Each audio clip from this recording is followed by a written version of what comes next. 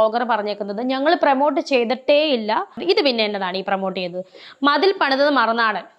ഇത് പ്രൊമോഷൻ അല്ലേ ചേട്ടാ? സാജാസ് കറി ചേട്ടൻ എല്ലാരെയും പേടിപ്പിക്കുന്ന പോലെ ഞങ്ങളെയൊക്കെ പേടിപ്പിക്കാൻ വരുവാണോ ചേട്ടൻ? ചേട്ടനുമായിട്ട് ഒരു പ്രശ്നവും ബന്ധങ്ങളും ഒന്നും ഇല്ലല്ലോ.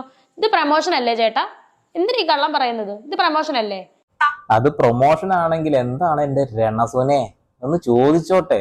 രേഷ്മ തങ്കച്ചന് ഒരു വീട് വെച്ചു കൊടുത്ത പല ആളുകളും കോൺട്രിബ്യൂട്ട് ചെയ്തിട്ടാണ് ഓരോരോ കാര്യങ്ങൾ കിട്ടിയിട്ടുള്ളത്. ഒരു മതിൽ അവർ വെച്ചു കൊടുത്തു, അവരത് പ്രൊമോഷൻ ചെയ്താണ് കുഴപ്പം. ഇനിയിപ്പോ ഓരോ ആളുകൾ ഓരോന്ന് കൊടുത്തിട്ടുണ്ട്. ഇപ്പൊ ഡോറ് വെച്ച ആളെ നാളെ വിളിക്കുവോ? അല്ലെങ്കിൽ അടുത്ത അലമാര തരാൻ പോണ ആളുകൾ വിളിക്കുവോ? അങ്ങനെ ഓരോ സാധനങ്ങൾ തരുന്ന ആളുകളെ നിങ്ങൾ വിളിക്കുവോ? ചോദിക്കുക.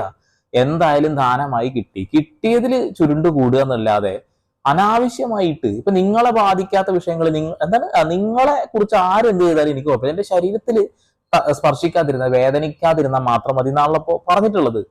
ഇപ്പൊ ഇതാ മറുനാടൻ